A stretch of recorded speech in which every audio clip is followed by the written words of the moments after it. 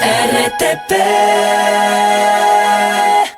Vamos a esta hora de la mañana, ya está con nosotros y en el panel está César Coronel Garcés, él es abogado de Defensa Deudores Ecuador. Vamos a hablar sobre el tema de las cuentas de banco bloqueadas sin aviso. ¿Qué hacer? Una gran pregunta. Bienvenido, abogado Coronel. Muy buenos días, Astrid, y a todo el panel. Gracias por esta invitación. Qué gusto poder estar una vez más aquí en RTP, la que siempre siento como mi casa. Gracias por la invitación.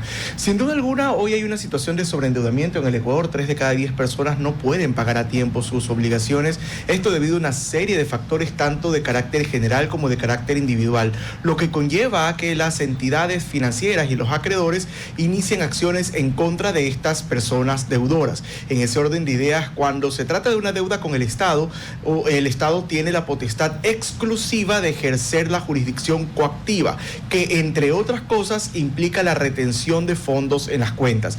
Pero aquí es importante identificar 3 cosas, porque mucha gente se confunde. Una cosa es la retención de fondos, otra cosa es el débito automático de fondos y otra cosa muy diferente es el bloqueo de las cuentas. Y es importante poder identificar cada uno de estos 3 aspectos. Cuéntenos un poco. Sí, en lo que respecta a la retención, que es justamente el que me refería en las coactivas, el Estado, a través de esta potestad exclusiva que tiene, como una medida preventiva, dispone la retención de fondos en las cuentas de la persona deudora. En ese sentido es importante aclarar varias cosas. Primero, la retención no implica un bloqueo general a la cuenta. Es decir, si usted tiene una deuda de $800 y en la cuenta usted tenía $1,000, significa que esos 800 van a estar retenidos y los otros 200 usted los debería poder utilizar con total normalidad. Entonces, la retención no implica un bloqueo general a las cuentas. Segundo, esta retención únicamente se puede efectuar sobre las cuentas bancarias del deudor, no puede alcanzar a otras personas. También podría sí alcanzar obviamente a los garantes. Por otro lado, esta retención no aplica sobre 3 rubros. Es decir, los sueldos de la persona trabajadora no pueden ser objeto de retención, aun cuando el acreedor sea el Estado. Tampoco pueden ser retenidas las pensiones de jubilados y tampoco pueden ser objeto de retención las pensiones alimenticias. Entonces, si una persona hoy tiene una retención de fondos por una coactiva y le han retenido su sueldo, tiene la posibilidad legal de solicitar el levantamiento acreditando efectivamente que es una persona trabajadora y que ese dinero que está en esa cuenta justamente tiene origen en su sueldo. Entonces, eso respecto a la retención de fondos que se puede dar dentro de un procedimiento de coactiva. Abogado, ¿a quién se le debe pedir la solicitud de levantamiento de esta coactiva? A la misma entidad que ordena, en este caso, el coactivante, el que ordena la retención. Entonces, por ejemplo, no voy a decir marcas, pero digamos que un banco X le dispone a usted la retención de fondos, usted tiene que presentarse ante este banco entregando rol de pagos, en el caso de los sueldos de la persona trabajadora, rol de pagos, certificado de trabajo, certificado de afiliación al IES. Y con esta documentación usted puede solicitar y en efecto le tienen que levantar. Este proceso debería ser inmediato, no debería tardar más de 24 o 48 horas. En la práctica puede demorar 1 o 2 semanas porque no estamos en Suiza, pues estamos en Ecuador, donde las cosas demoran un poquito más de lo previsto. César, hablabas un poco de que 3 de cada 10 personas no pueden pagar sus deudas y teníamos una diferenciación entre quizás contextos generales y contextos individuales. Me puedo quizás tomar un poco de esa parte individual y es aquí ¿qué provoca ese sobreendeudamiento dentro de las personas? Quizás hay una necesidad justamente por cubrir necesidades básicas o también puede ser que no existe una educación financiera adecuada que se esté dando en nuestras escuelas y colegios, que recuerdo que un asambleísta hace poco mencionó que quiere hacer un proyecto de ley justamente para poner educación financiera dentro de las escuelas. ¿Por dónde va esas circunstancias individuales? Son varios aspectos. Sin duda alguna, el tema de la educación financiera es importante. Según la red de instituciones financieras en el Ecuador, el 63% de las personas admiten no tener educación financiera y menos una cultura de ahorro. Eso es un grave problema que, por supuesto, hay que trabajarlo tanto desde el Estado, pero también desde las familias. Pero no es el único problema. Decía yo que existen factores generales y factores individuales. Por ejemplo, aunque usted no lo crea, hay mucha gente que viene arrastrando consecuencias del paro de octubre del 2019, del paro de junio de 2022, de la pandemia del COVID del 2020, así como también los reiterados estados de excepción, toques de queda, las vacunas, extorsiones, el invierno en algunas partes, en el sector agrícola sobre todo. Hay una serie de factores que influyen de forma general, pero también hay otros que influyen en el aspecto individual. Por ejemplo, personas que han sufrido una enfermedad catastrófica, la muerte de un familiar, un accidente de tránsito, son factores que sin duda alguna también afectan directamente en la capacidad de pago de las personas.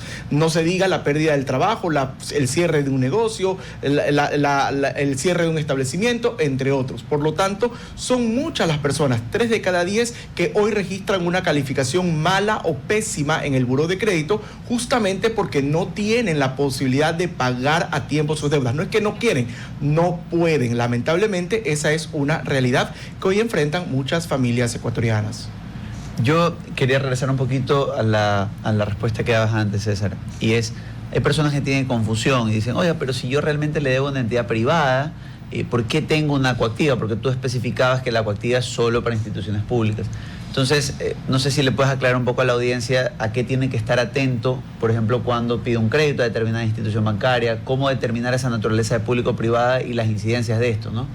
Efectivamente, la coactiva es una potestad exclusiva que tiene el Estado para el cobro de sus deudas. Solo lo pueden aplicar bancos públicos, empresas públicas, instituciones públicas y aquellas entidades que por ley o por una disposición expresa en la ley se les ha dado esta potestad, como por ejemplo esas entidades privadas que tienen participación mayoritaria del Estado. Puedo mencionar 2, Resicop, Banco del Pacífico.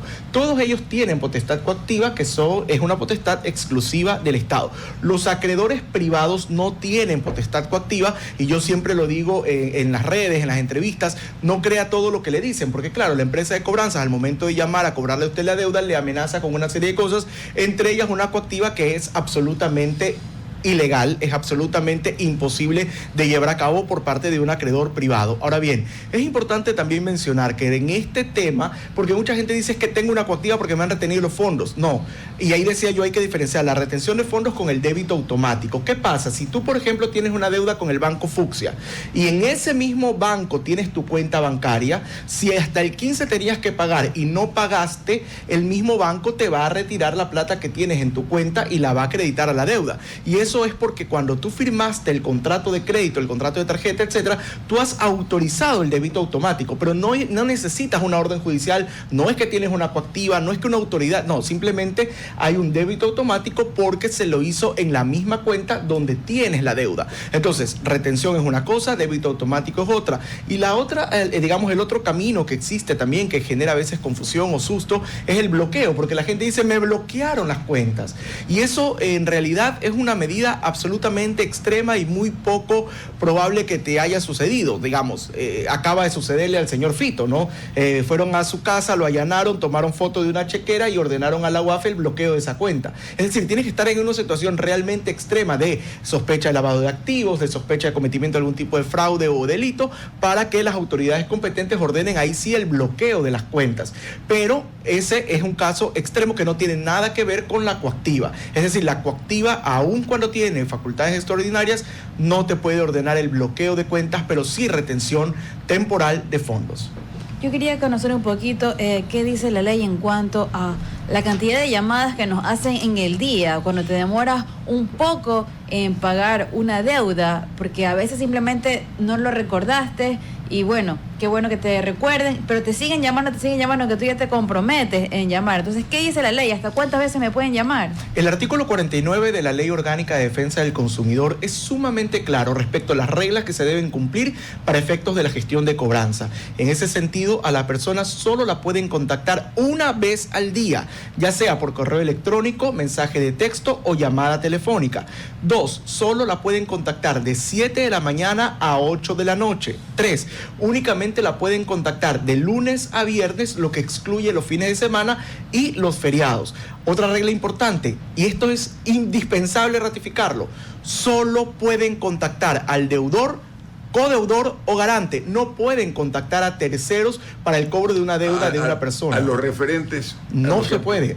Solo porque lo hacen. lo hacen, y eso constituye hostigamiento e implica una sanción de hasta $4,700 en contra de la empresa que realiza esta actividad de hostigamiento. Y si esto puede haber causado un daño a la persona, que ha pasado, don Ramón, personas que llaman a sus jefes y el jefe, como ya se cansa de que lo estén llamando a cobrarle la deuda del trabajador, el jefe simplemente decide desvincularlo. Entonces esta persona, además de que le han causado un daño a su nombre, además también le han generado un problema laboral, y esto implica una indemnización. La extrajudicialidad tiene sus límites. Tiene sus límites, sí, don Ramón. Y por supuesto que hay que respetar estas reglas que están claramente establecidas en el artículo 49 de la ley, y esto, y aquí el doctor Casanelo no me dejará mentir, es susceptible de una denuncia en el ámbito de las contravenciones mediante un procedimiento expedito.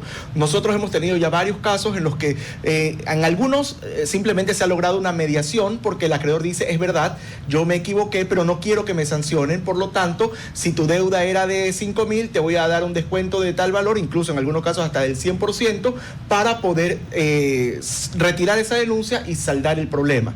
Y hemos tenido otros casos en los que sí se ha llegado a una sanción en la que le imponen una multa a la empresa o al acreedor, al banco, mayor etcétera. que la deuda. A veces puede ser hasta mayor que la deuda. Yo tuve un caso en el que la multa fue mayor a la deuda y la indemnización a favor del deudor fue mayor que la deuda. De tal manera que lo que hizo mi cliente en ese caso fue del mismo dinero pagar la obligación. Le quedamos muy agradecidos. Una gran mañana, César. Éxito en su trabajo. Muchas gracias, don Ramón. Siempre es un gusto estar aquí. No se olviden de invitarme. Oiga, es decir que es conchudo. Don César hacía radio con nosotros hace 20 años ya. No, tampoco, pues don Ramón, tengo 37, pues él era menor de edad. Pues. Había gente que aquí menores de edad han trabajado. César, pero sí fue hace unos 10. Algunos. Bueno, el señor Félix Cordero creo que todavía es menor de edad, bueno. un cariñoso abrazo. Pero creo que fue hace unos 10, 15 años que yo estaba aquí en los micrófonos de RTP, claro que sí. Gracias por haber venido nuevamente. Gracias a ustedes. RTP